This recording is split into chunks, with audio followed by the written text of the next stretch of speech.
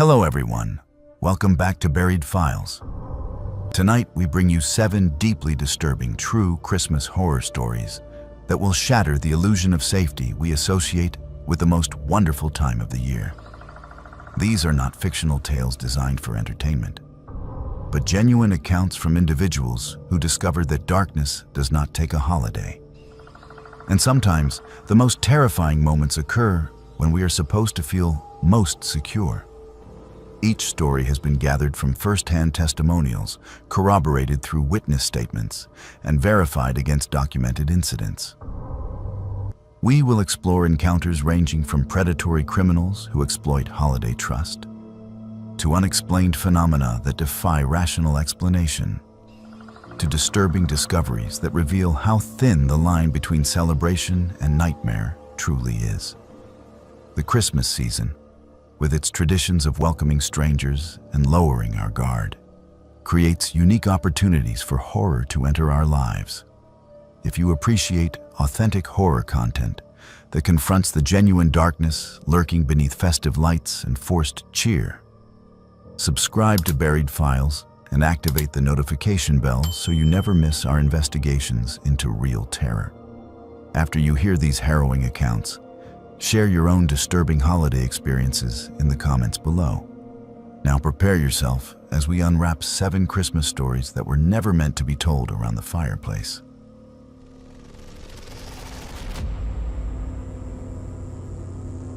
When people talk about Christmas miracles, they never mention the kind that almost gets you killed. My name is Clara, and the year I turned 14, I learned that even something as innocent as Christmas caroling can be used as bait by someone who understands how much we all want to believe the season is still pure. I grew up in a quiet town in Connecticut where everyone knew everyone, where wreaths appeared on doors the day after Thanksgiving, and where my grandparents' street turned into a glowing tunnel of lights every December. I loved it. I loved the candles in the windows, the smell of wood smoke, the way sound seemed softer when the snow fell. I honestly believed Christmas was the one time of year when nothing truly bad could happen. My grandparents had a tradition they never missed. Every Christmas Eve, after dinner, they would turn the TV off, make hot chocolate, and sit in the living room waiting for the carolers. For as long as I could remember, a church group from across town would come around in a cluster of 10 or 15 people, bundled in scarves and hats, singing Silent Night, while the younger kids tried not to slip on the icy sidewalk. My grandmother would always say the same thing.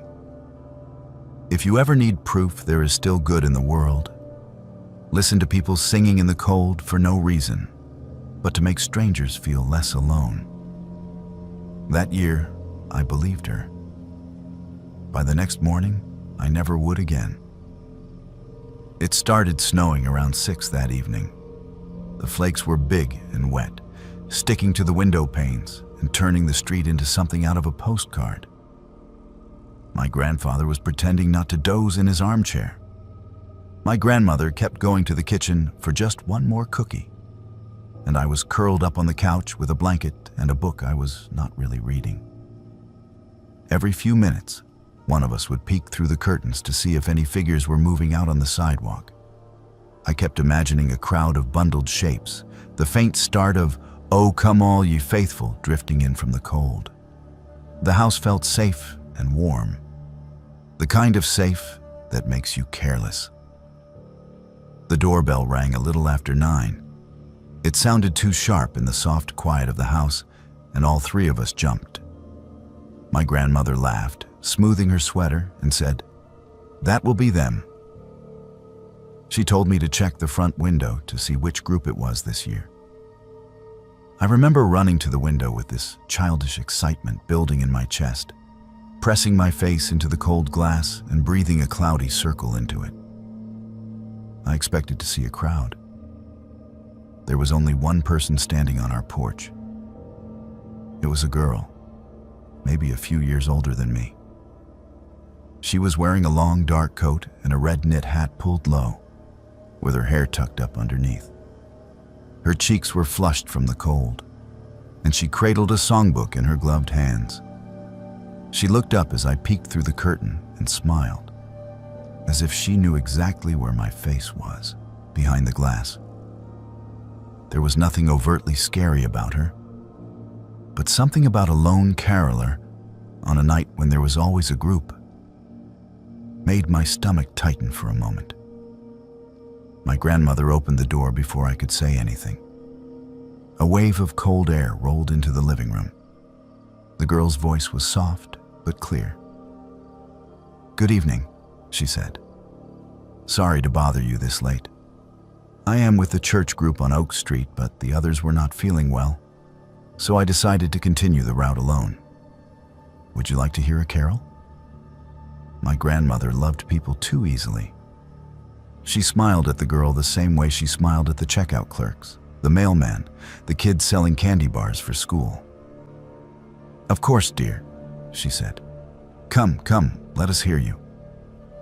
The girl tilted her head and began to sing Silent Night. I remember being struck by how beautiful her voice was. Pure, steady, the kind of tone you associate with choirs in big stone churches. It echoed strangely in the front hall, mixing with the creak of the old house settling in the cold. My grandfather had come to stand behind my grandmother, and even he looked affected by it, his eyes half closed. When she finished the verse, my grandmother clapped her hands together. "That was lovely," she said. "You must be frozen. Do you want to come in for a minute and warm up? We have hot chocolate." The girl hesitated for exactly the amount of time you would expect from someone who did not want to impose, but secretly hoped you would insist. Her smile widened just a bit. "Oh, that is very kind," she said. "Just for a moment, if that is all right." I remember a flicker of unease then. I cannot explain why. It might have been the way her eyes moved past my grandmother's shoulder before she stepped inside, scanning the room, lingering for a second on the hallway that led to the back of the house. It might have been nothing more than the fact that I had never seen a caroler come inside before. I opened my mouth to say something, but my grandfather had already stepped aside to let her in. The moment the door closed, the house felt different. The warmth that had seemed comforting just seconds before felt thick, almost suffocating. The girl unwrapped her scarf, slipped off one glove, and held the songbook close to her chest. She looked around with an expression that I might have called admiration if it had not been so careful. "You have a beautiful home," she said. "Have you lived here long?" My grandmother beamed. "Oh, for 30 years at least. We raised our children here. Now they send us their children for the holidays, so we do not get lonely." The girl's eyes slid to me, and for a moment I felt as if I were being measured. "This is our granddaughter," my grandfather said. "She is staying with us this Christmas. Her mother is working nights at the hospital." The girl nodded. "That is good. No one should be alone at Christmas." There was something off in the way she said it, a strange emphasis, like it was less a sentiment and more an observation. My grandmother put a hand on my shoulder and told me to pour the guest a mug of hot chocolate.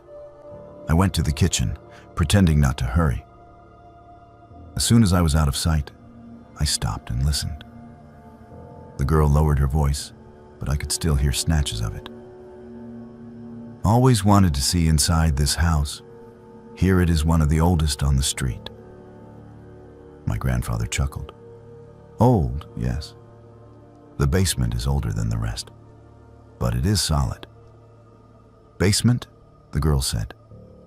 "Is that the door down there?" I leaned just far enough to see into the hall. Her gaze was fixed on the narrow door at the end of the corridor, the one that led to the basement steps. My grandparents kept it locked. Always. I never questioned that before. My grandmother called my name, and I forced myself to fill the mug, to bring it back, to act normal. The girl accepted it with a murmur of thanks. But she did not drink. She just cradled it, letting the steam rise against her face, her eyes still wandering around, as if she were mapping the place. "How much longer until your group finishes?" my grandfather asked. "Not long," she said. "They might catch up any minute." There were no other voices outside. The street was completely silent. After a few minutes of small talk, the girl asked if she could use the bathroom. My grandmother pointed her down the hall to the left, just before the basement door. The girl smiled, set the untouched mug on a side table, and walked away. The sound of her footsteps faded. The house grew quiet again. Too quiet. I realized I had not heard the bathroom door close. I told myself I was being silly, that I had just missed it, that there was nothing strange about a teenage girl needing to pee after walking around in the cold. But the longer it stayed silent, the more the hairs on the back of my neck lifted. My grandmother went to collect the empty mugs in the kitchen. My grandfather sat back down in his chair with a sigh. I stood in the middle of the living room, listening so hard my ears rang. Finally, I could not stand it. I walked to the hall, trying to act casual in case she stepped out and saw me. The bathroom door was open. The light was off. The basement door was slightly ajar. We never left that door open. I knew that as surely as I knew my own name. I stopped a few feet away, my heart pounding in my throat. Cold air, somehow colder than the draft from the front door, seemed to seep up from the gap. I could not hear anything from below, but I felt something, a presence, the sensation of being watched from a dark place. "Grandma?" I called, my voice sharper than I intended. "Where did she go?" My grandmother appeared behind me, wiping her hands on a dish towel. She followed my gaze, and for the first time that night, I saw something like fear on her face. "Your grandfather locked that," she said. "I saw him do it after he checked the furnace this afternoon." She reached out and pushed the door. It swung inward with a soft creak. The basement stairs disappeared into blackness. The dusty smell of concrete and old wood drifted up, but underneath it was another scent, faint and sour, like sweat soaked into fabric. My grandmother called out, "Dear, the bathroom is on the left, not downstairs." There was no answer. A sound came instead from outside. Tires crunching on snow, a car door slamming, voices. I jumped and turned toward the front of the house. A moment later, there was a knock at the door, followed by a burst of chattering and laughter. My grandfather opened the door. The real carolers stood there, bundled in coats and scarves, 10 or 12 of them, kids and adults, sheet music in gloved hands. "Sorry we are late," one of the women said. "The van got stuck on Maple for a bit. We did not miss you, did we?" I walked back into the living room in a daze. My grandmother shut the basement door without saying anything and slid the deadbolt at the top. Her face had gone very pale. The girl was nowhere to be seen. Her coat, her hat, her songbook, her untouched hot chocolate on the table. The only proof she had been there. The carolers sang. I barely heard them. My eyes kept drifting to the hallway, to the closed basement door. When they finished, my grandmother pressed extra bills into the donation envelope with shaking hands and wished them a Merry Christmas in a voice that did not sound like her own. After they left, my grandfather checked every window and door in the house. The bathroom window was unlocked and open an inch, snow starting to blow in onto the sill. The paint around the latch was chipped in a way it had not been that afternoon. He closed it and locked it again, then went down to the basement with a flashlight, despite my grandmother's protests. He found footprints in the thin dust near the far wall. Our basement had no outside entrance, just concrete shelves, old furniture, and the furnace. But in the corner, beside the old workbench, some of the cinder blocks looked newer, the mortar fresher. He knocked on them and heard a hollow echo. The police came an hour later. They walked the house, checked the basement, took our statements. My grandmother kept repeating. She did not drink the hot chocolate. She came in and she did not drink it. One of the officers exchanged a glance with his partner when my grandfather showed them the blocked section of the wall. A week after Christmas, they broke it open. Behind the newer cinder blocks was a narrow crawl space, no bigger than a closet. It smelled like earth and mold. There were old blankets piled there, a couple of empty water bottles, food wrappers. Someone had been sleeping in that space. Someone had been coming and going in our house without our knowledge, through a basement window we did not even know could be pried, open from the outside. There were scratch marks on the window frame, tiny metal shavings on the sill. They never found the girl. They checked every church in town. No youth choir claimed her. No one recognized the description. The officers told my grandparents she was likely part of a group that used the holidays to scout older houses, that she might have planned to come back with others, that we had interrupted something. Maybe worse than a burglary.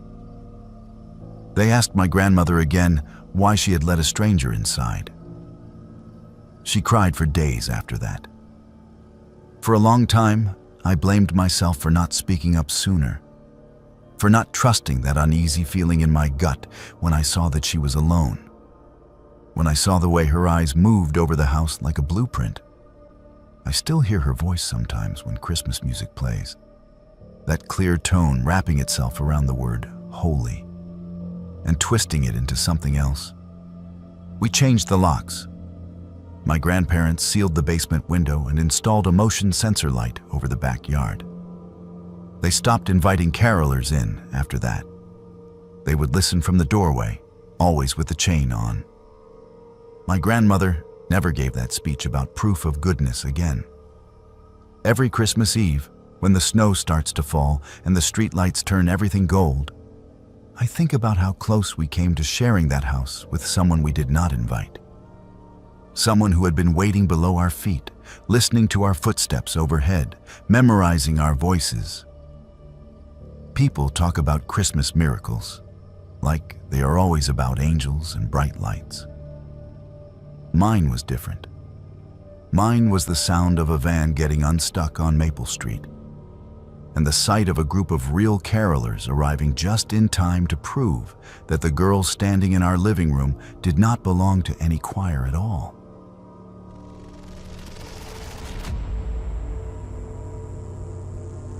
I inherited my great-aunt Ophelia's estate in December of 2015, and I wish to God I had let it rot instead.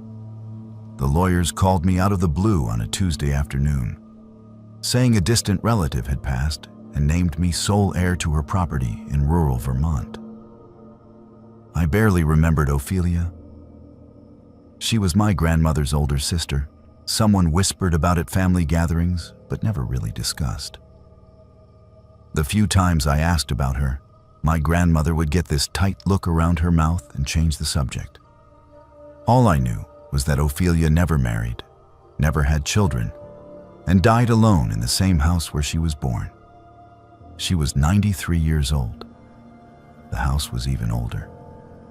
I drove up from Boston 3 days before Christmas, thinking I would spend a week sorting through her belongings, maybe find some antiques worth selling, then list the property with a realtor and be done with it. The house sat at the end of a long gravel drive that wound through bare trees and patches of dirty snow. It was a Victorian, 3 stories tall, painted a faded yellow that might have been cheerful once, but now just looked sickly in the gray winter light. The porch sagged. The shutters hung crooked, but the bones of the place were solid, and when I stepped inside, it smelled like old wood and lavender sachets instead of mold or rot. The lawyer had left the keys in the mailbox, along with a handwritten note that said, "Everything inside belongs to you now. Do with it what you will." I walked through rooms filled with furniture draped in white sheets, shelves packed with books whose spines had faded to nothing, and boxes stacked in corners like someone had been meaning to organize them for decades and never got around to it. It felt like a museum. It felt like a mausoleum. But it did not feel dangerous, not at first. I set up in one of the second-floor bedrooms, the one that looked like it had been a guest room at some point. There was a bed with a brass frame, a dresser with a cracked mirror, and a window that looked out over the backyard where snow was starting to fall again.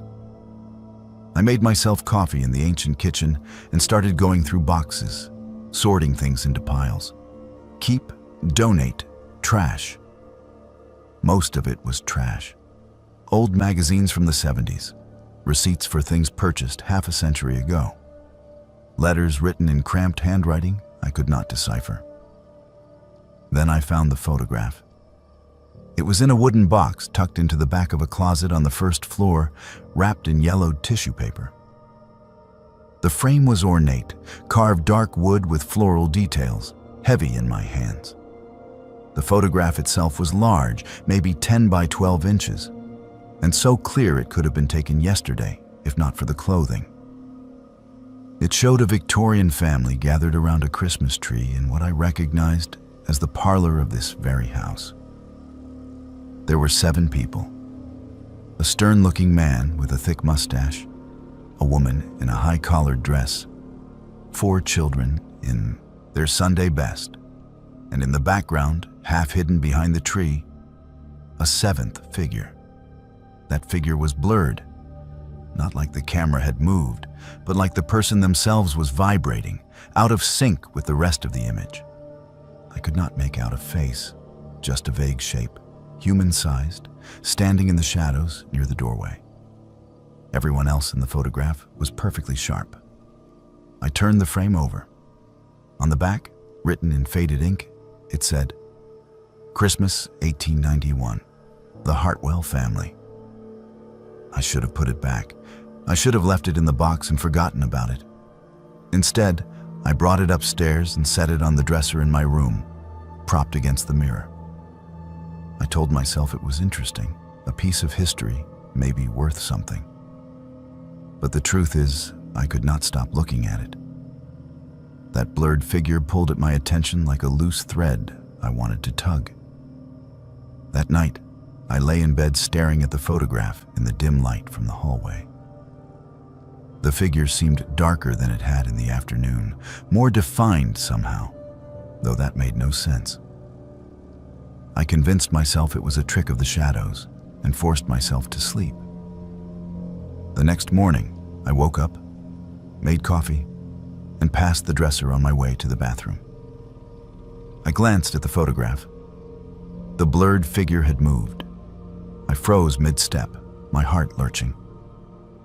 It was not in the background anymore. It was closer to the family, standing just behind the smallest child, a little girl with ringlets and a lace collar. The blur was still there, but the shape had shifted. I grabbed the frame and brought it close to my face, searching for some explanation. A crack in the glass, a smudge, a trick of the light. There was nothing. The glass was clean. The image was exactly as it had been, except for that one figure. I told myself I was remembering it wrong. People do that all the time, misremember details, especially in old photographs where everything starts to look the same after a while. I set the frame back down, took a picture of it with my phone, and made a note of the timestamp. If it moved again, I would have proof I was not losing my mind. The next day, December 23rd, I compared the photo on my phone to the one on the dresser. The figure had moved again. Now it stood directly behind the father, the tall man with the mustache. I could see the outline of shoulders, the suggestion of a head tilted at an unnatural angle. My hand started shaking. I took another picture. I did not know what else to do. On Christmas Eve, the figure was standing behind the mother. I could see details now that had not been there before. The shape of fingers, long and thin, resting on the woman's shoulder. The photograph was changing. Something inside it was moving closer to the family, one person at a time, and I could not explain it, and I could not stop looking. That night, I could not sleep. The house creaked and settled around me, the way old houses do, but every sound felt deliberate. I kept getting up to check the photograph, to see if it had changed again, and every time I looked, the figure seemed darker, sharper, more present. By 3 a.m, I was sitting on the bed with the frame in my lap, staring at it under the light of my phone's flashlight, trying to find some rational explanation. That was when I heard the music. It was faint at first, coming from somewhere downstairs. A piano, or maybe a music box, playing a tune I recognized but could not name. Something old, something that belonged to another century. I set the photograph down and crept to the bedroom door, my pulse hammering in my ears. The music was clearer in the hallway. It was coming from the parlor. I should have stayed upstairs. I should have locked the door and waited for daylight. But part of me needed to know. I went down the stairs one at a time, gripping the railing, my breath shallow. The music grew louder. It was not a recording. It had the mechanical quality of something being played on an old instrument. Notes slightly out of tune, tempo uneven. The parlor door was open. The room was dark except for a faint glow coming from the corner where the Christmas tree would have stood in the photograph. I stepped inside. The music stopped. I stood there in the silence, my heart slamming against my ribs, and reached for the light switch. My fingers found it. The overhead light flickered on. The room was empty. No piano, no music box. Just furniture covered in sheets and dust thick enough to show that no one had been in here for months. But in the corner, near the window, there were marks in the dust on the floor. Footprints, small, like a child's, leading from the doorway to the center of the room, then stopping. I ran back upstairs, grabbed the photograph, and turned it over. The blurred figure was gone. I searched the image, my eyes darting over every face, every shadow, every corner of that parlor from 1891.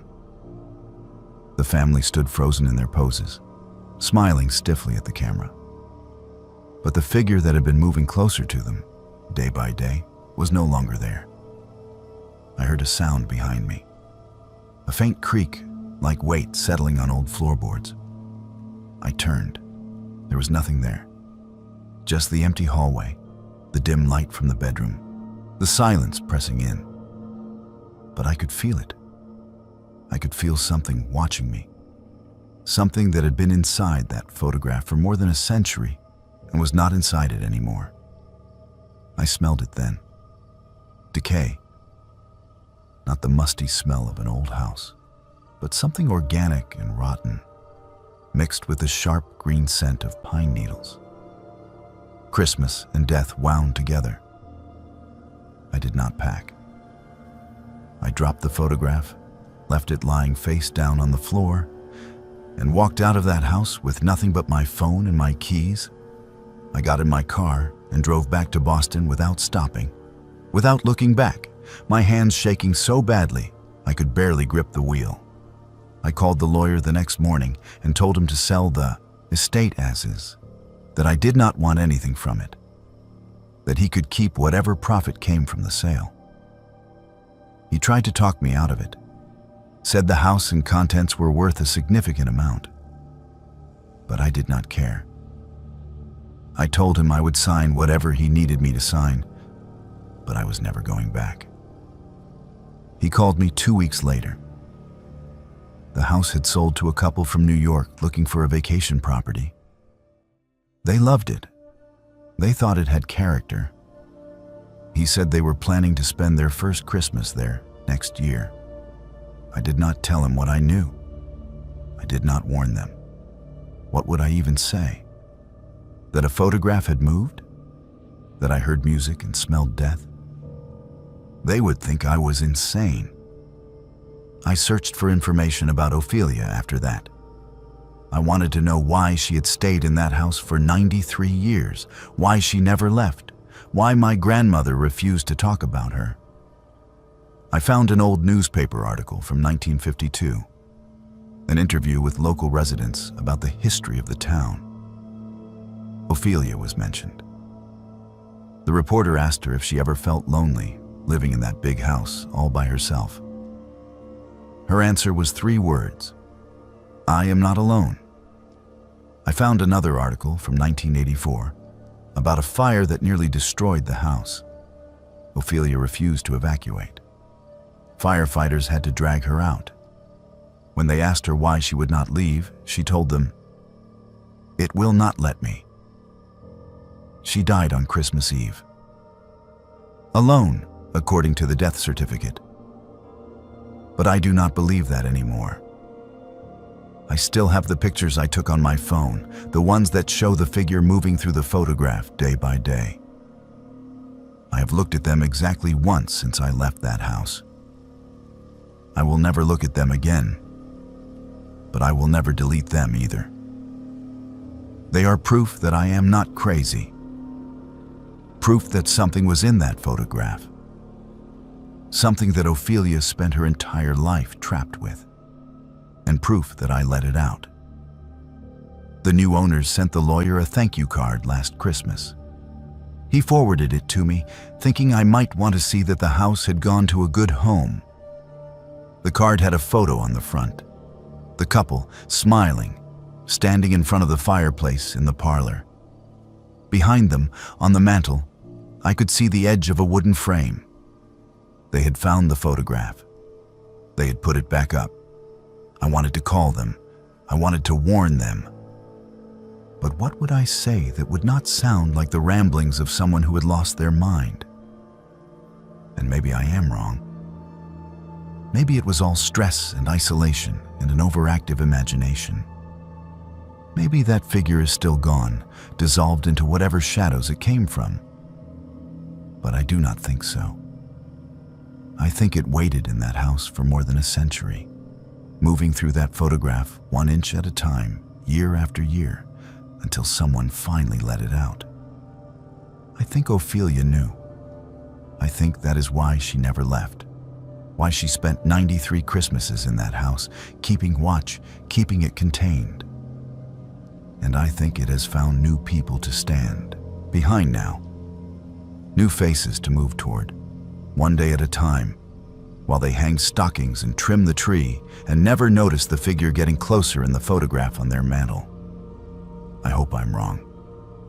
But every Christmas Eve, at exactly 3 in the morning, my phone buzzes with a notification. No message, no caller.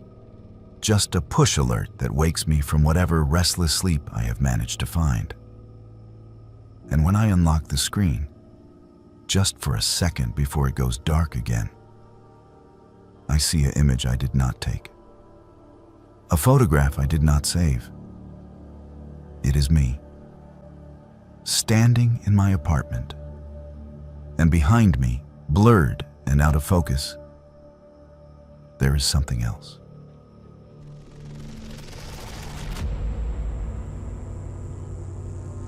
My boyfriend Miles and I thought a remote Christmas getaway sounded romantic, the kind of thing you see in movies where couples reconnect away from the noise of the world. We had been together for 2 years, and things had gotten stale in that way relationships do when you stop trying. We worked too much. We scrolled through our phones instead of talking. We needed something to shake us out of the routine, and a week in the mountains before Christmas seemed like the perfect solution. Miles found the listing online.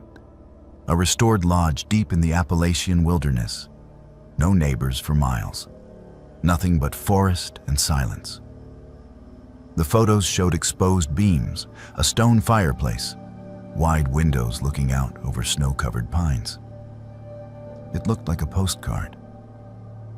The price was almost too good to be true. The owner, an older man with a gray beard and tired eyes, met us at a gas station off the main highway to hand over the keys.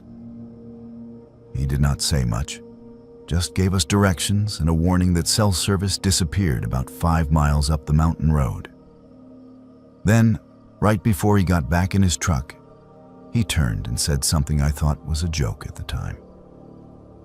Stay inside after dark on the 21st, winter solstice. The locals take it seriously up here. Miles laughed and said we would keep that in mind. I smiled and nodded, but something about the way the man said it, flat and matter-of-fact, made my stomach tighten. He did not smile back. He just drove away, leaving us standing in the parking lot with a keyring and a hand-drawn map. The first few days were perfect. We hiked through the woods, made fires in the evenings, cooked simple meals, and talked more than we had in months. The lodge was beautiful, all wood and warmth, and the silence was so complete it felt like the rest of the world had disappeared. On the third day, we went on a longer hike, following a trail that wound up through dense forest. That was when we found the symbols. They were carved into the trees, deep cuts that had scarred over with age. Circles, spirals, shapes that looked almost like letters but were not any alphabet I recognized. There were dozens of them, scattered along the trail, some fresh enough that sap still bled from the cuts. Miles thought they were fascinating. He took pictures, zoomed in on the details, talked about how it was probably some kind of folk art. I wanted to turn back. Something about those symbols felt wrong, like a warning we were ignoring. We kept hiking. We found more symbols the further we went, and then we found the clearing. It was a perfect circle, maybe 50 feet across, ringed by stones that had been placed deliberately, evenly spaced. In the center was a post driven into the ground, charred black, with bits of rope still tied around it. The ground was packed dirt, no snow, no grass, nothing growing. It looked like a place where things had been burned. Miles wanted to explore. I wanted to leave. We compromised by staying only a few minutes, long enough for him to take more pictures, and then we hiked back to the lodge. That night, I could not shake the image of that clearing. The way it felt empty and full at the same time, like something invisible was standing there, watching us. December 21st arrived faster than I expected. Winter solstice, the shortest day of the year. Miles had forgotten the owner's warning entirely, but I had not. I kept thinking about it as the afternoon faded into evening, as the light outside turned gray and then black. By 6, it was fully dark. By 7, I was standing at the window, looking out into the forest, feeling like something was about to happen. That was when we heard the chanting. It started faint, so faint I thought I was imagining it, a low rhythmic sound carried on the wind. Miles heard it too. He got up from the couch and joined me at the window, his face pressed close to the glass. The sound grew louder. Voices, dozens of them, moving through the trees. Then we saw the lights, torches, a long line of them, winding through the forest like a glowing snake. The flames reflected off the snow, turning the woods orange and red. We watched as the procession moved closer, and I realized they were heading toward the clearing we had found. Miles grabbed his phone to record, but the screen would not turn on. Dead, completely drained, even though it had been at 70% an hour ago.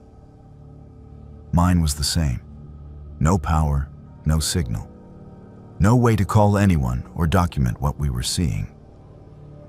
the figures reached the clearing. We could see them now, at least their shapes. Dark silhouettes in robes with hoods that hid their faces. They formed a circle around the stones, their torches held high, and the chanting grew louder. Words I did not recognize in a rhythm that made my teeth ache. One of them stepped into the center and placed something on the post, something with antlers, a deer skull crowned with bone. Miles whispered that we should go closer, that we could see better from the ridge. I told him absolutely not, that we needed to lock the doors and stay inside. He argued.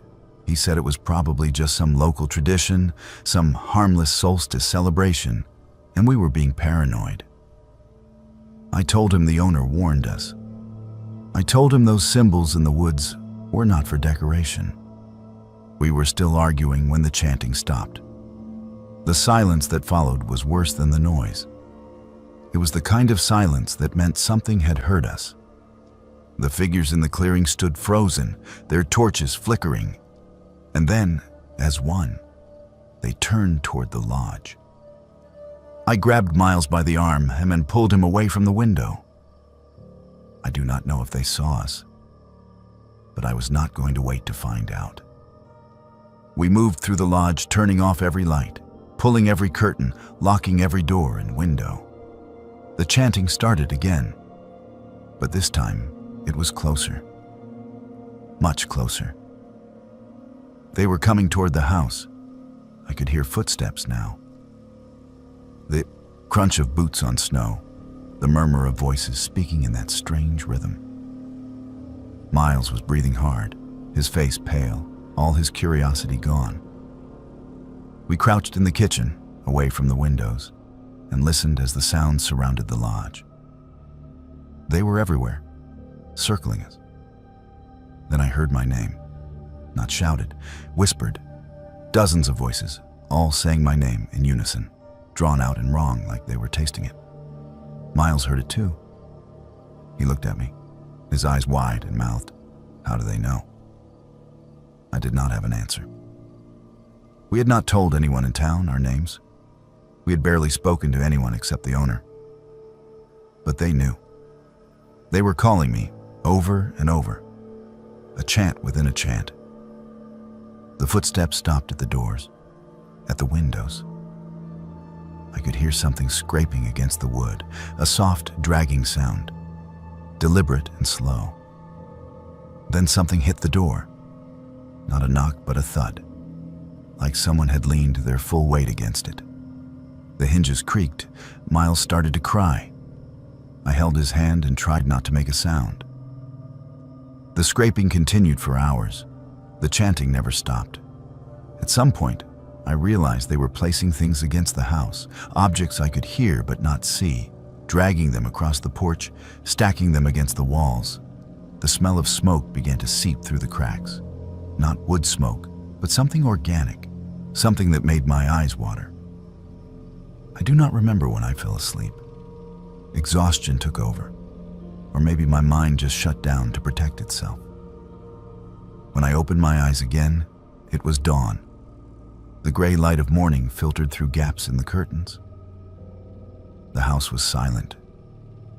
Miles was already awake, sitting with his back against the kitchen cabinets, staring at nothing. Neither of us spoke. We waited another hour, listening before we finally worked up the courage to look outside. The clearing was empty. The torches were gone. But the lodge was surrounded. They had built structures against every door and window, woven frames made from branches and bone, tied together with dried grass and sinew. Symbols were scratched into the wood siding, the same symbols we had seen in the forest, covering every surface. And hanging from the eaves, swaying slightly in the breeze, were bundles of holly and bone, twisted into shapes that looked almost like dolls. Our truck tires had been slashed, all 4 of them, cut so deeply the rims had sunk into the gravel. We did not talk about what to do. We just started walking. 8 miles down the mountain road, stumbling through snow, jumping at every sound. The sun was high by the time we reached the gas station, The owner was there, sitting behind the counter, and when he saw us, he did not look surprised. "You stayed inside, did not you?" he said. I nodded. Miles could not speak. "Good," the owner said. "That is why you are still here." He drove us back to town without another word. We got a tow truck for the vehicle, paid for new tires, and left that same day. Never asked the owner what would have happened if we had gone outside. I never asked what the symbols meant or who those people were. I did not want to know. Miles and I broke up 3 months later. We never talked about that night, not once. But it sat between us like a wall. Some things are too heavy to carry together. I still think about the way they knew my name. I still hear it sometimes, late at night when the house is quiet, a whisper just at the edge of hearing. I tell myself it is my imagination. I tell myself we were lucky. But every year on the winter solstice, I make sure every door is locked and every light is on, and I do not look out the windows after dark.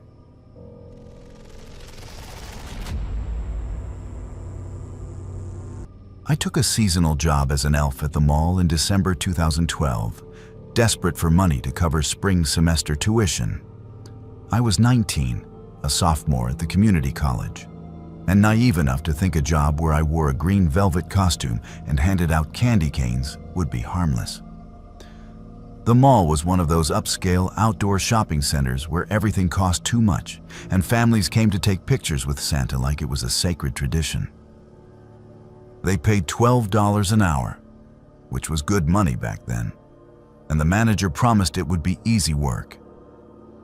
She was right about the easy part. What she did not mention was the Santa. His name was Jonathan, and he was beloved. Families requested him by name. The mall had used him for 15 consecutive years, and management treated him like royalty. He had his own dressing room, his own reserved parking spot, and a contract that apparently gave him approval over which elves he worked with. He was in his mid-50s, tall and broad-shouldered, with real white hair and a real white beard. He did not need much padding. When he put on the red suit, he looked exactly like the Santa from every Christmas movie, right down to the twinkle in his blue eyes. Parents loved him. Kids loved him. The other mall employees spoke about him with reverence, like he was doing something noble instead of sitting in a chair for 8 hours asking children what they wanted for Christmas. I hated him from the first shift. It started small. A hand on my lower back that lingered too long when he guided me into position for photos. Comments about how the elf costume fit me, how I looked just darling, how I was his prettiest helper yet.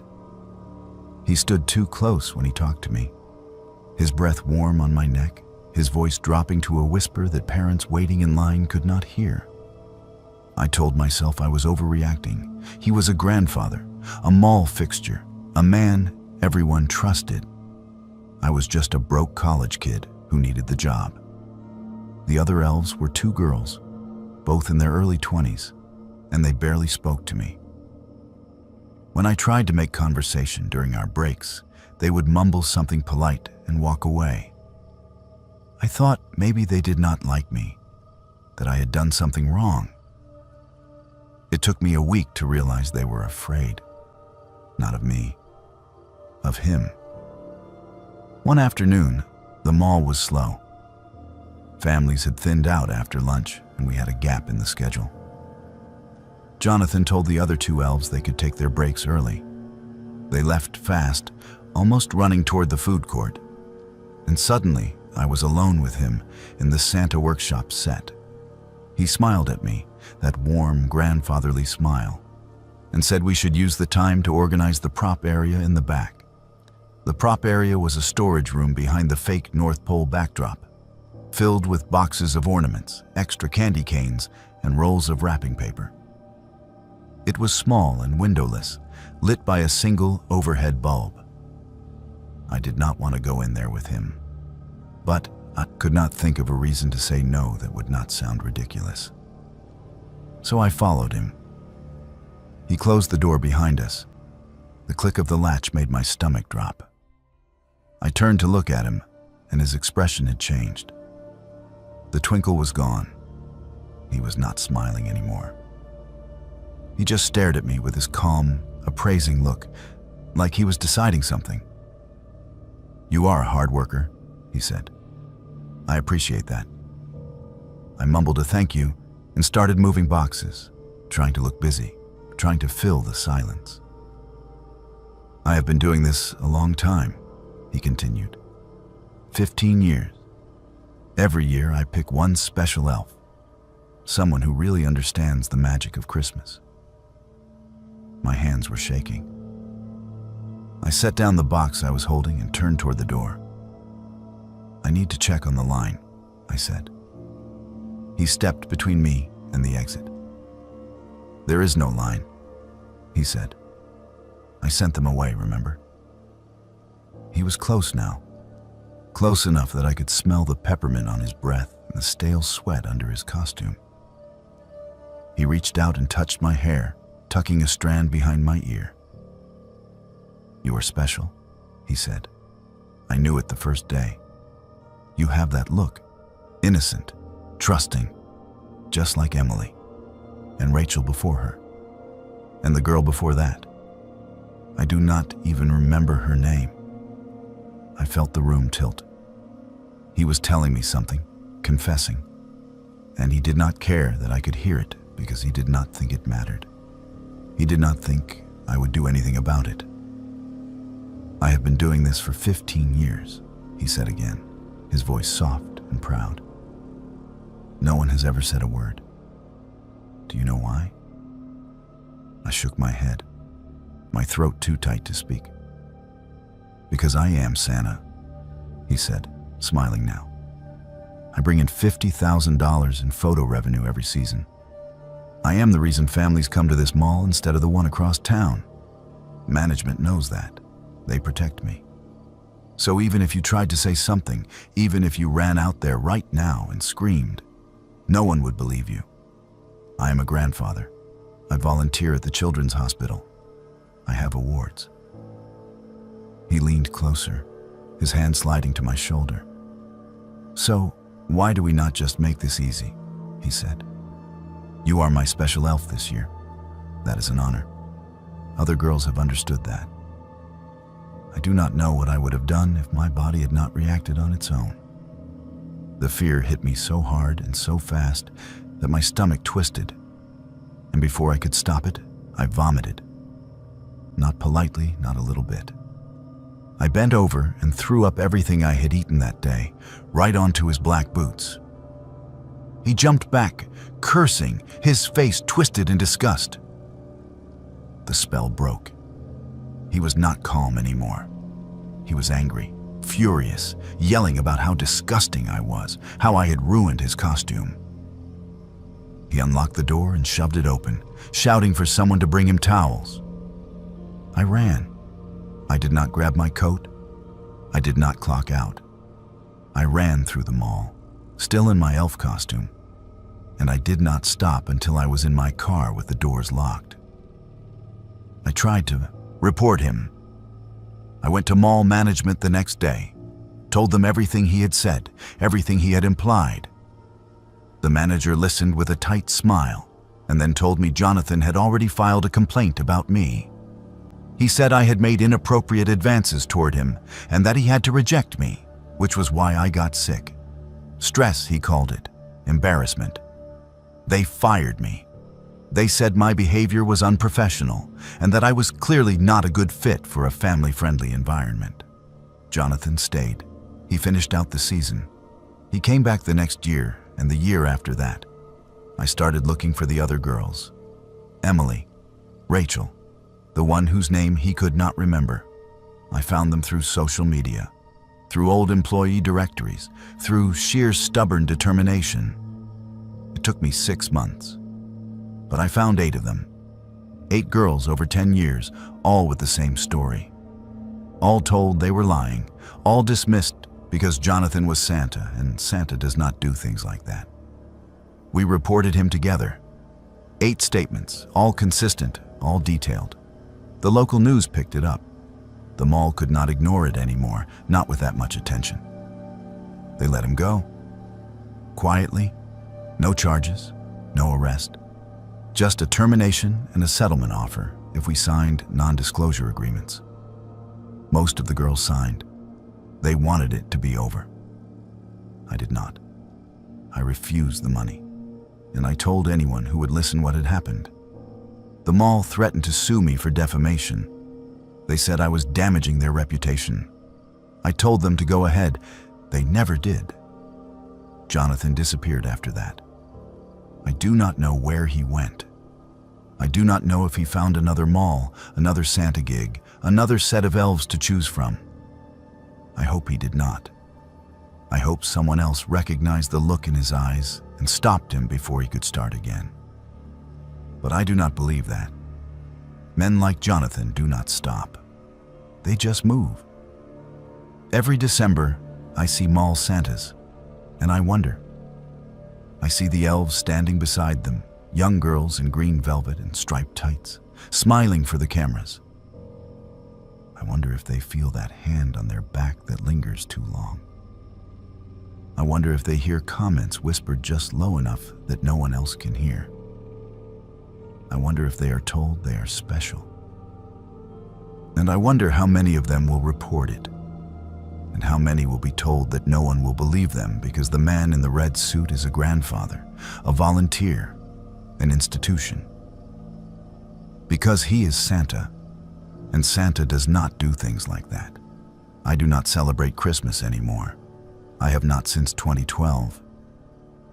People ask me why, and I tell them I am just not in the spirit. They nod and say they understand that the holidays can be hard. They think I am talking about loneliness or family drama or something normal. I let them think that. It is easier than explaining that I cannot walk past a mall Santa without my hands shaking, that I cannot hear jingle bells without feeling sick, that I spent my 19th Christmas learning that the people we trust to protect children are often the same people who hurt them, and that no one wants to believe it because it ruins the magic. Jonathan took that from me. Not just the holiday, but the belief that someone would listen, that the truth mattered more than tradition, that being right was enough. I got none of those things. What I got was a lesson about power, about who gets believed and who gets erased, about how a red suit and a white beard can be better armor than any lie. I hope the other girls are okay.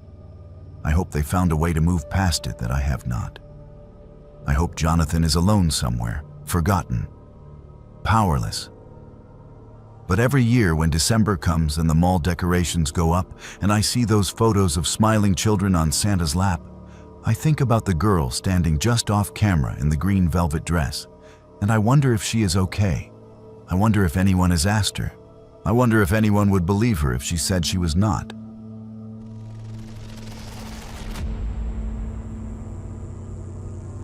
Our office Christmas party in 2017 had a secret Santa exchange, one of those mandatory fun activities that everyone pretends to enjoy, but secretly resents.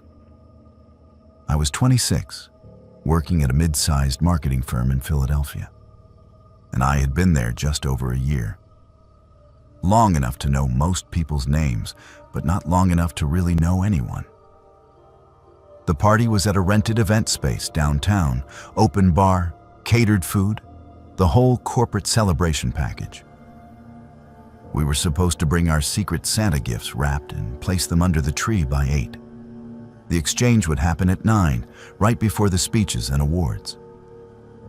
I had drawn Eleanor's name. She worked in accounts, a quiet woman in her early 30s who kept to herself.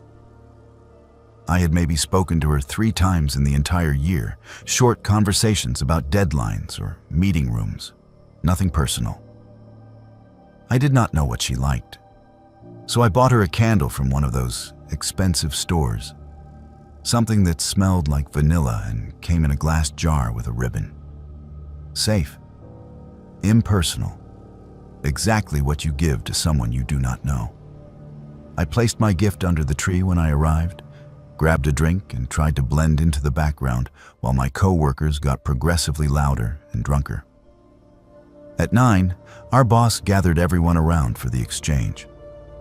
We had done a number system. Everyone drew a number from a hat. And when your number was called, you picked a gift from under the tree. I was number 14. I waited through the first 13 people, watching them unwrap wine bottles and gift cards and those desk toys that are supposed to relieve stress. When my number was called, I walked to the tree and grabbed a medium-sized box wrapped in red paper with a silver bow. It was heavier than I expected. I brought it back to my spot, and everyone watched as I tore off the wrapping. Inside was a scrapbook. The cover was plain black leather, no title, no decoration. I opened it, expecting maybe some kind of office joke, a collection of memes or printouts from company emails.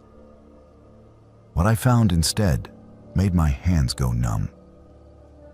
The first page had a photo of me. Not a photo someone had taken at work or pulled from social media. A candid shot taken from a distance of me sitting in a coffee shop. I was looking down at my phone, unaware of the camera. I did not recognize the coffee shop at first, and then I did. It was the place 2 blocks from my apartment, the one I went to every Saturday morning. I turned the page. Another photo. Me leaving my building, wearing my gym clothes, headphones in. Another page. Me at the grocery store, reaching for something on a shelf. Another. Me on a date sitting across from someone at a restaurant, laughing. My heart started pounding. I flipped through the book faster. There were dozens of photos. Me walking my neighbor's dog. Me getting my mail. Me sitting on a bench in the park. Me through my apartment window, visible from the street, washing dishes, in my kitchen. Every photo had a caption written beneath it in neat handwriting.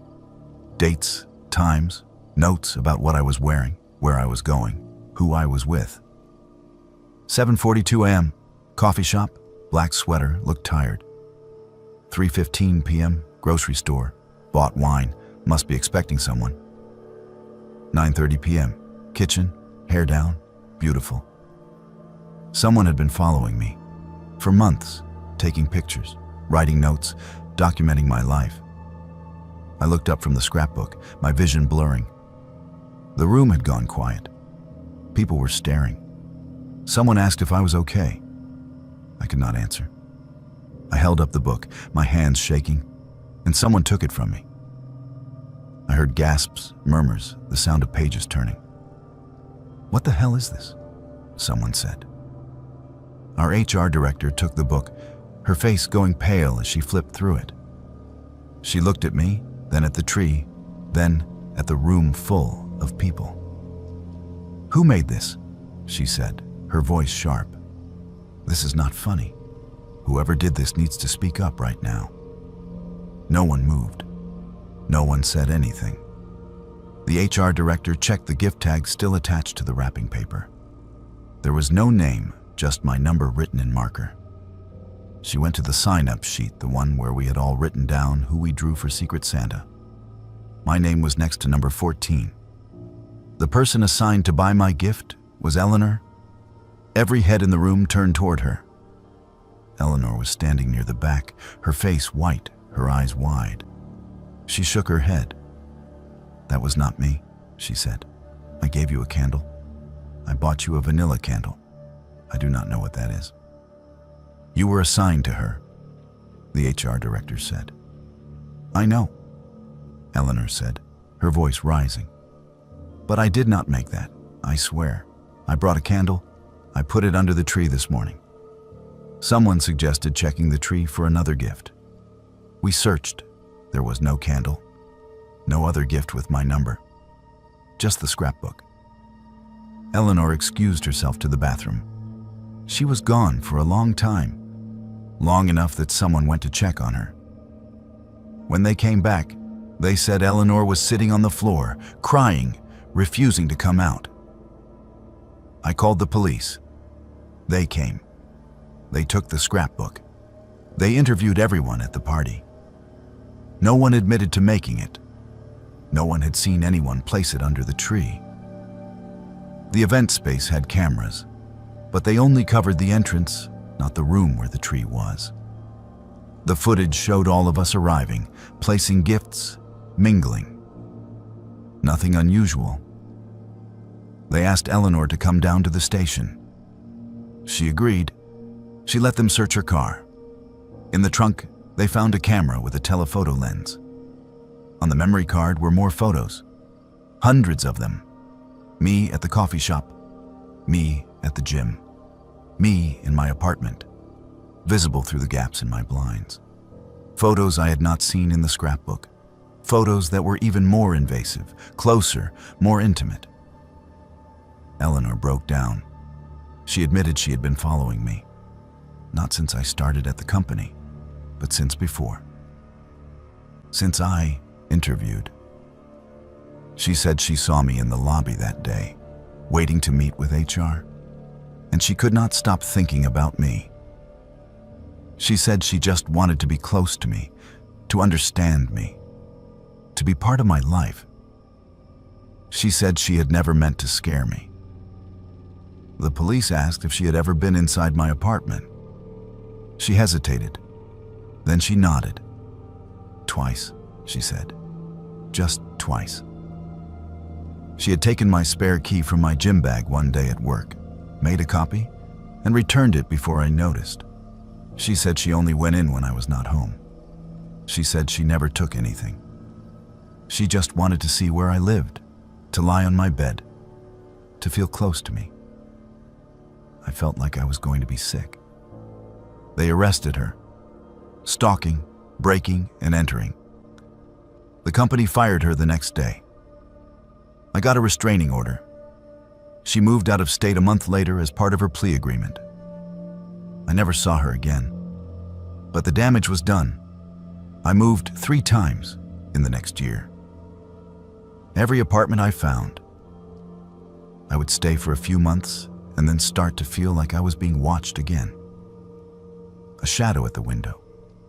Footsteps in the hallway that stopped outside my door. The sense that someone had been in my space while I was gone, even though nothing was missing, even though the locks had not been tampered with. I checked my credit report obsessively. I changed my phone number. I deleted all my social media. I installed cameras. I bought new locks. I did everything the police told me to do.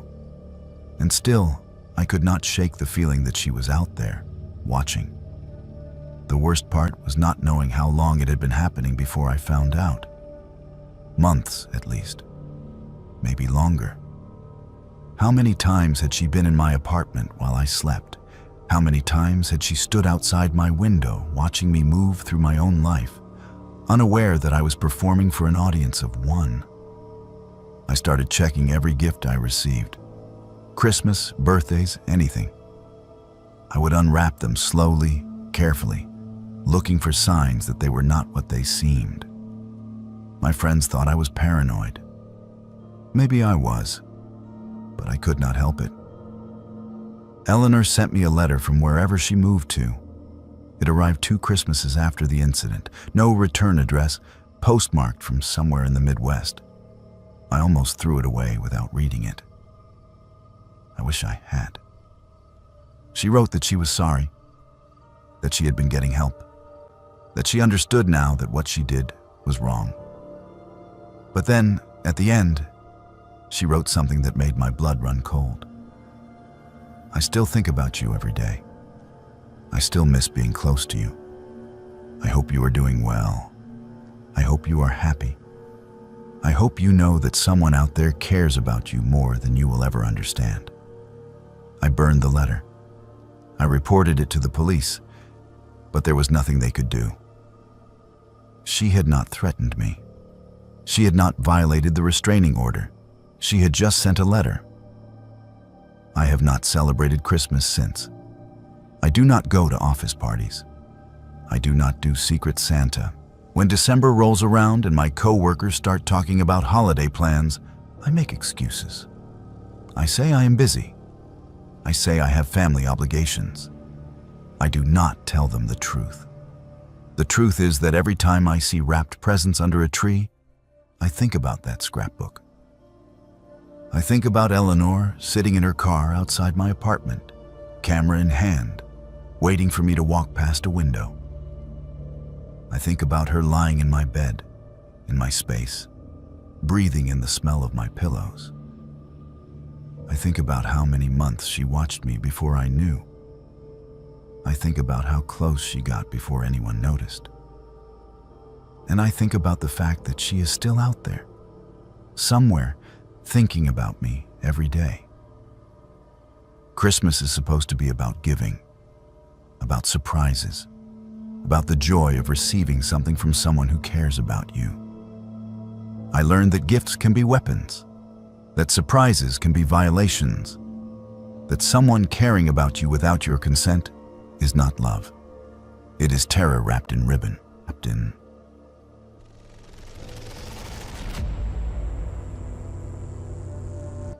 On Christmas morning 2009, every radio in our house started playing the same thing, and to this day, no one has been able to explain it. I was 16 years old, living with my parents and two younger sisters in a suburb outside of Richmond, Virginia. We were a normal family. We went to church sometimes. We argued about chores. We had traditions. Christmas morning was one of them. We always woke up early, made cinnamon rolls, and opened presents in the living room while our father took pictures and our mother pretended not to cry over sentimental gifts. That year, we started around 8 in the morning. The tree was lit, the room smelled like sugar and pine, and wrapping paper was already piling up on the floor. My younger sister had just opened a jewelry box and was holding it up for our mother to see. My father was adjusting the camera settings. I was tearing the paper off a box that I hoped contained the boots I had been asking for since October. It was one of those perfect moments, the kind you see in commercials, warm and safe and completely ordinary. Then every radio in the house turned on at once. The kitchen radio, the alarm clocks in the bedrooms upstairs, the old boombox in the basement, my father's workshop radio in the garage.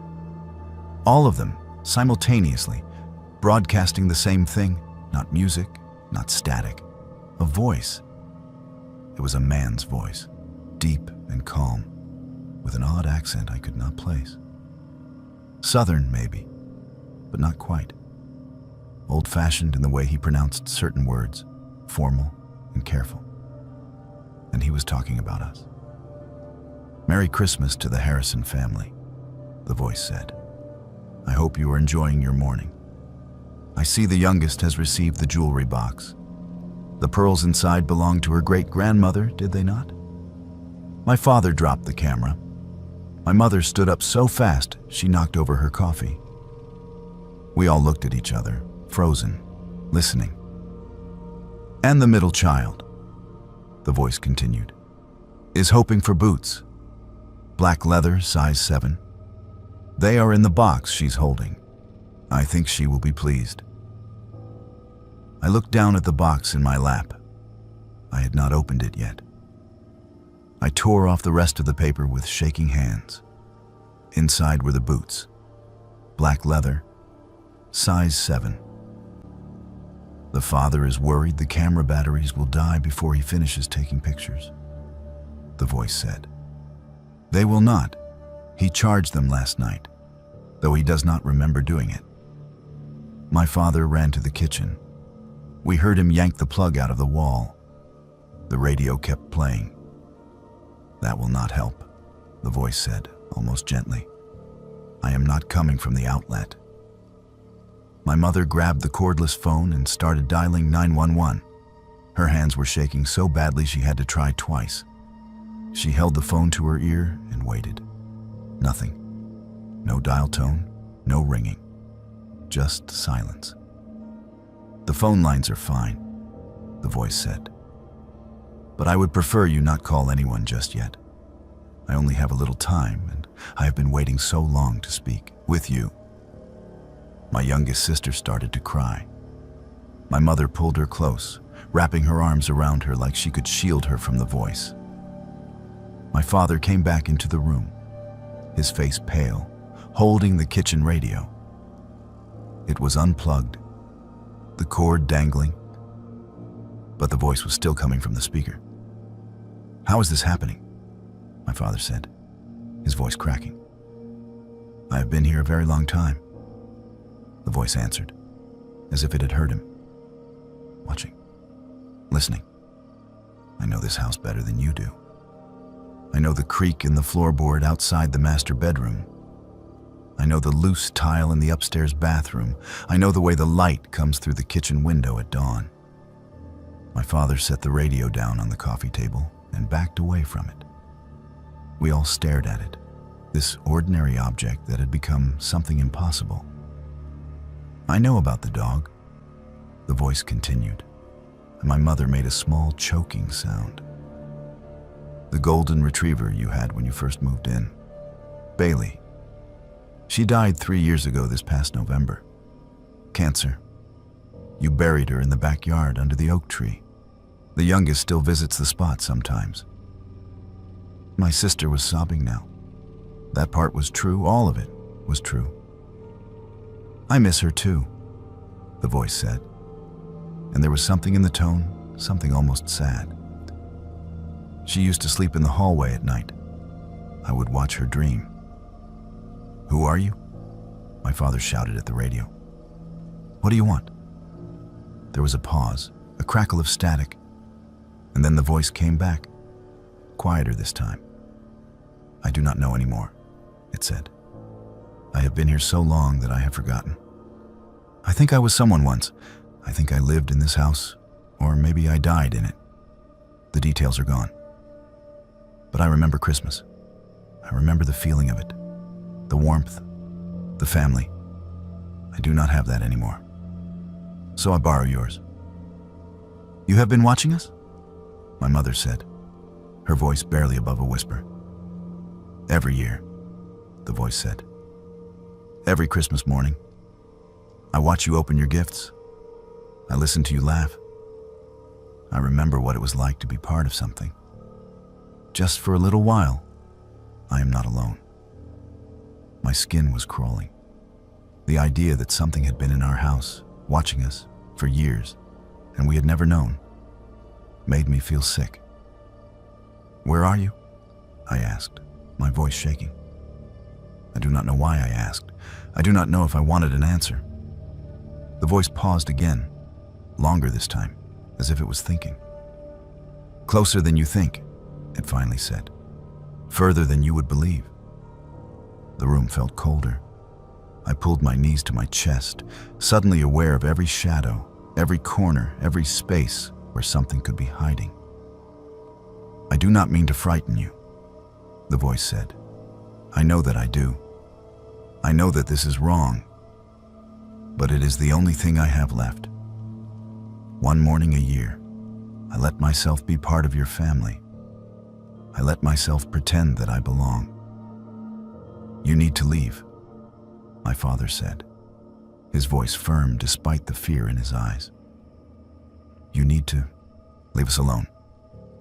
"I will," the voice said. "I always do. When the time comes, I will go back to wherever I go, and I will wait another year. But before I leave, I want to say thank you. Thank you for letting me be here. Thank you for the memories." "We did not let you," my mother said, anger breaking through the fear. "We did not invite you. We do not want you here." The voice did not respond to that. Instead, it said something that made my blood turn to ice. "Merry Christmas, Harrison family. I will see you next year." And then, at exactly 8:34 in the morning, every radio in the house went silent. Not off. Silent, the static returned, the hum of electricity. And then, one by one, They switched back to their normal stations. Christmas music, news, weather reports. We sat there for a long time, not moving, not speaking. Finally, my father got up and checked every radio in the house. They were all functioning normally.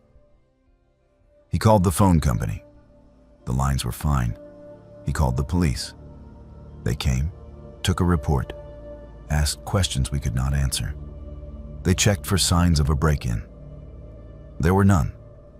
They suggested it might have been some kind of pirate radio signal, a prank, a hacker.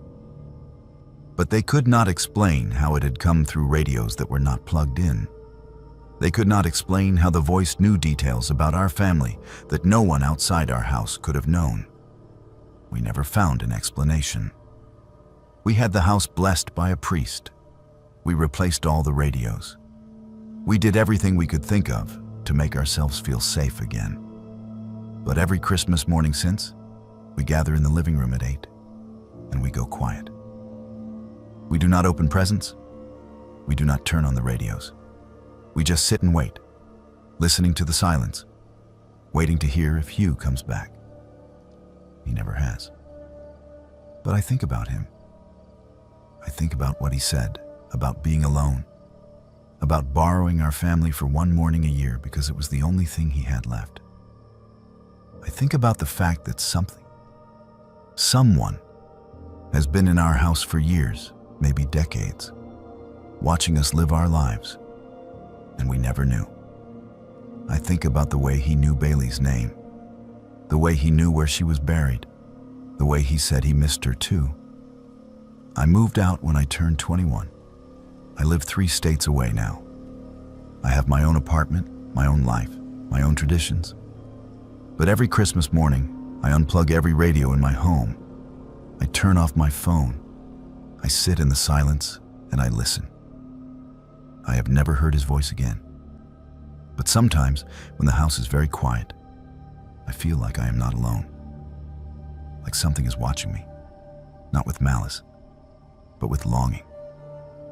Like something is borrowing my morning, my warmth, that's my life, because it has nothing else. I do not know if that makes it better or worse. I do not know if Hugh is still in my parents' house, waiting for another Christmas, or if he has moved on to somewhere else. I do not know if he is a ghost or something. Stranger, something that exists in the spaces between radio waves and memory. All I know is that every year, my parents call me on December 25th, and the first thing they say is, "He did not come back." And every year, I do not know if I am relieved or sad, because part of me wonders what it would be like to be so alone that the only connection you have to the world is one morning a year, listening to a family that does not know you exist. Part of me wonders if that is not haunting. It is just loneliness.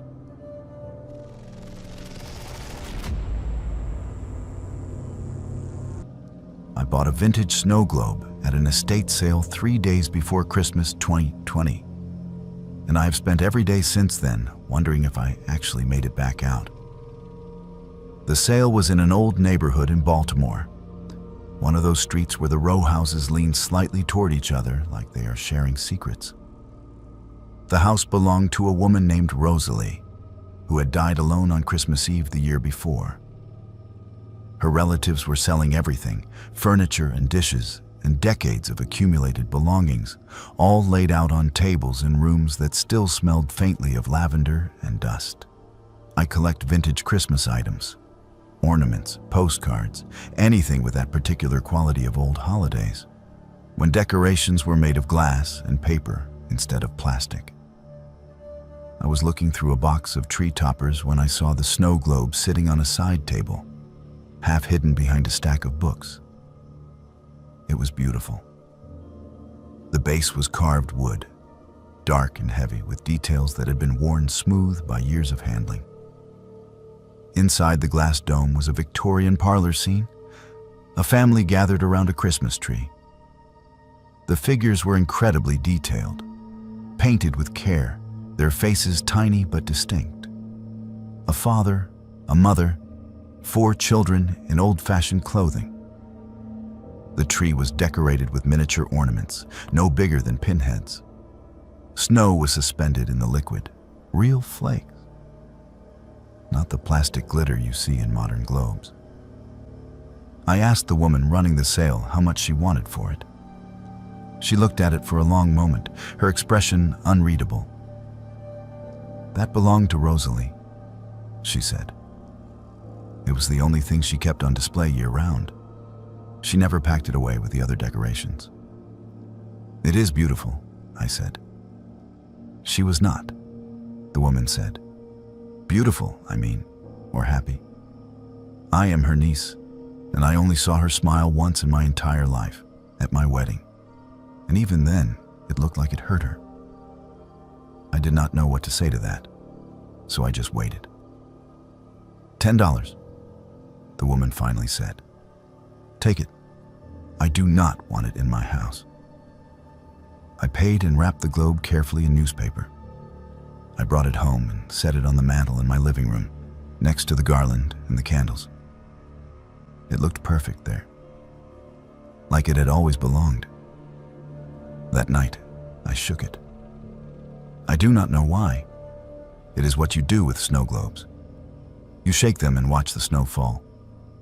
But the moment I tilted it, I heard something. A sound, faint and high-pitched. That might have been the liquid sloshing inside, or might have been something else. Something that sounded like screaming. I set the globe down fast, my heart pounding. I told myself it was water pressure, air trapped in the glass, something logical.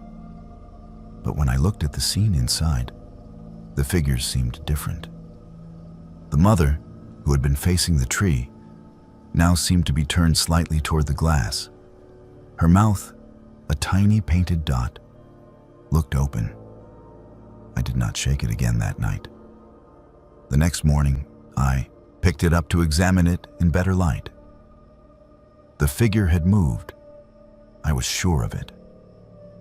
She was facing the glass now, fully turned away from the tree, and one of the children, the smallest one, was also turned. Both of them seemed to be looking out, their tiny faces pressed close to the inside of the dome. I took a picture with my phone. I do not know why. Maybe I thought I was going crazy and wanted proof. Maybe I just needed to document it. I set the globe back on the mantel and tried to ignore it. But I could not. Every time I walked past, I felt drawn to it. I would stop and stare, trying to see if the figures had moved again, trying to convince myself that I was imagining it. And every day, I would shake it. Just once, just to see. By the third day, all the figures were facing outward. All of them were pressed against the glass, their painted faces distorted by the curve of the dome, their mouths open in silent screams. I stopped sleeping. I could not. Every time I closed my eyes, I saw those tiny figures, trapped in their frozen moment, trying to get out. I became obsessed with the globe. I would sit in front of it for hours, shaking it over and over, counting the times. I do not know why I counted. It felt important. It felt like there was a number I was supposed to reach. 100? I had to shake it 100 times. I do not remember deciding that. It just became true, the way facts are true. I shook it in the morning. I shook it at night. I shook it during meals, during showers, carrying it from room to room because I could not stand to be away from it. On Christmas Eve, I reached 100. I shook the globe one last time, and the glass cracked. Not shattered, just a single thin line running from the base to the top of the dome. Liquid began to seep out, slowly at first, then faster, pooling on the mantel and dripping onto the floor. I tried to catch it, to stop it, but my hands would not work right. Everything felt slow and distant, like I was watching myself from far away. The room tilted, the lights dimmed, and then everything went black. I woke up on Christmas morning. I was lying on the couch in my living room. Sunlight was coming through the windows. The snow globe was on the mantel, intact. No crack, no water. For a moment, I thought I had dreamed the whole thing. A stress hallucination. Too much time alone during the pandemic. I sat up, my head pounding, and looked around. Everything was wrong. Not obviously wrong, just slightly off. The furniture was the same, but smaller, like I was seeing it from a strange angle. The colors were too bright, too saturated. The air felt thick, viscous, like I was moving through liquid instead of space. I stood up and walked to the window. Outside, I could see my street, my neighbor's house, the tree in the front yard. But I could not hear anything. No cars, no birds, no sound at all. I turned back to the living room and saw myself. I was sitting on the couch, holding the snow globe, shaking it slowly. My face was slack, my eyes unfocused. I looked like I was sleeping with my eyes open. I tried to call out, to scream, but no sound came. I ran to the couch, tried to grab my own shoulder, but my hand passed through. I was not there. Or I was there, but not in the right way. I looked at the snow globe in my hands, the version of me that was still solid, still real. And inside the dome, I saw the Victorian family. But there was a new figure now, standing at the edge of the scene, out of place in modern clothing. It was me. I was inside the snow globe.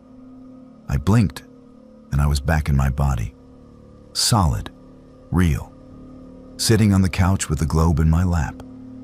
My hands were shaking. I looked at the scene inside. The new figure was still there. A tiny version of myself, painted in miniature, standing among the Victorians. My mouth was open. My hands were pressed against the glass. I threw the globe across the room. It hit the wall but did not break. It rolled across the floor and stopped at my feet, as if it was asking to be picked up again. I did not pick it up.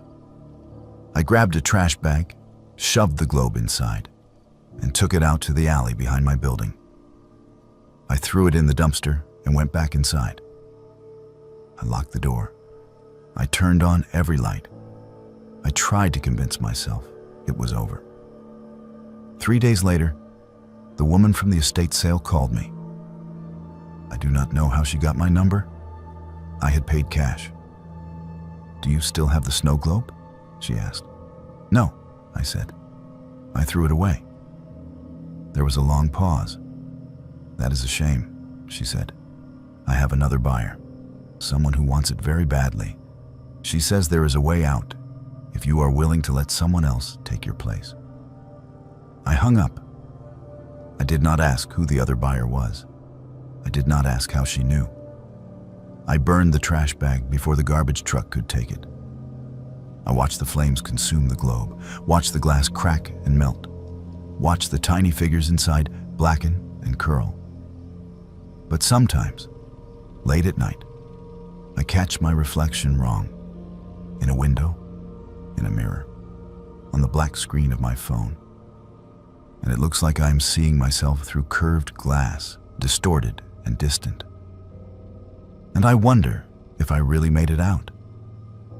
I wonder if the version of me that burned the globe was the real one. Or if I am still inside, trapped in a scene that never changes, shaking the glass from the inside, while another version of myself moves through the world, wearing my face. I wonder if Rosalie felt this way for 93 years, wondering which side of the glass she was really on. The woman from the estate sale said Rosalie never smiled. That she looked like smiling hurt her. I understand that now, because I do not smile anymore either. Every time I try, it feels like my face is made of painted porcelain, like if I move too quickly, I will crack. I moved apartments twice since then. I do not collect vintage Christmas items anymore. I do not celebrate the holiday at all. and I never, ever shake snow globes. But every Christmas Eve, I stand in front of a mirror and I look at my reflection, searching for proof that I am real, that I am on the right side of the glass. And every year, I am a little less sure. Because the thing about being trapped is that you do not always know when it happens. You do not feel the moment you cross from one side to the other. You just wake up one day and realize that the world feels wrong, that you feel wrong, that you have been performing your own life instead of living it. Maybe I made it out. Maybe I am still inside. Maybe there is no difference anymore. All I know is that somewhere in a dumpster or landfill or another estate sale, there is a snow globe with a tiny figure inside that looks exactly like me. And if someone buys it, if someone takes it home and shakes it 100 times, I wonder what will happen. I wonder if I will finally know which side of the glass I am really on, or if someone else will take my place and I will be free. But freedom, I have learned, is just another word for forgetting which prison you are in.